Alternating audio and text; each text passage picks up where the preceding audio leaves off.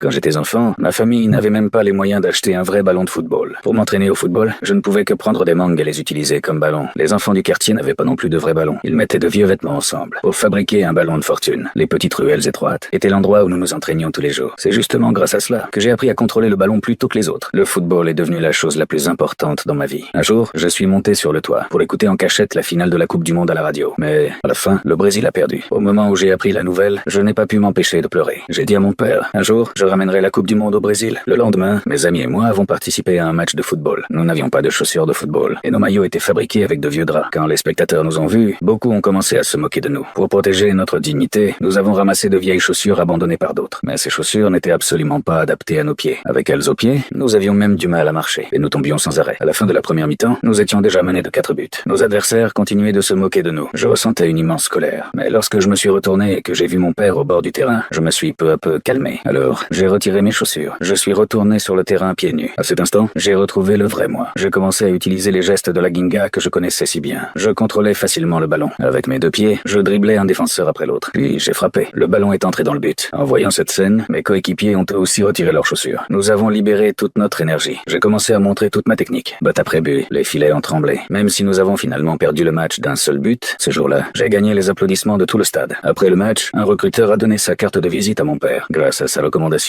j'ai réussi à intégrer le club de Santos. Mais après mon arrivée dans l'équipe, je n'étais pas heureux. Le club préférait le style du football européen. L'entraîneur m'interdisait d'utiliser la Ginga. Petit à petit, j'ai commencé à perdre confiance en moi. Je n'arrivais plus à exprimer mon véritable talent. Ce soir-là, j'ai préparé mes affaires. J'ai décidé d'abandonner le football et de retourner dans mon village natal. C'est alors, à la gare, que cet ancien recruteur m'a retrouvé. Il m'a dit, la Ginga n'est pas une erreur. Elle est l'âme du football brésilien. Il m'a demandé de croire en moi, de rester fidèle à mon style, de jouer mon propre football. Après avoir entendu ces paroles, je suis retourné dans l'équipe. Cette fois, je n'avais plus peur de l'opposition de l'entraîneur. J'ai insisté pour utiliser la Ginga. Au début du match, dès mon premier contact avec le ballon, j'ai réussi à éliminer un défenseur avec un dribble. Face à la défense adverse, j'ai fait passer le ballon au-dessus d'eux. Puis j'ai sauté et j'ai marqué d'un magnifique retourné acrobatique. Tout le stade a explosé de joie. Tout le monde a commencé à m'applaudir. Même l'entraîneur a fini par reconnaître mon talent. Plus tard, j'ai intégré l'équipe nationale du Brésil. Je me préparais à représenter mon pays à la Coupe du Monde 1958. Mais avant le début du tournoi, 3 joueurs titulaires se sont blessés l'un après l'autre. Le sélectionneur n'a eu d'autre choix que de me faire entrer dans le 11 de départ. C'était la première fois que je foulais une pelouse de Coupe du Monde. Beaucoup de gens se moquaient de moi. Ils pensaient que j'étais trop petit et trop maigre. Mais dans mes yeux, il n'y avait que de la détermination. Le coup de sifflet retentit. J'ai immédiatement montré mes qualités de dribble. Encore et encore, j'ai éliminé les défenseurs adverses. Puis, j'ai réalisé une magnifique reprise de volée. Le ballon a fini au fond des filets. Ce but a donné confiance à toute l'équipe. J'ai continué à garder mon rythme. Avant même que l'adversaire puisse réagir, j'ai encore une fois trouvé le chemin du but.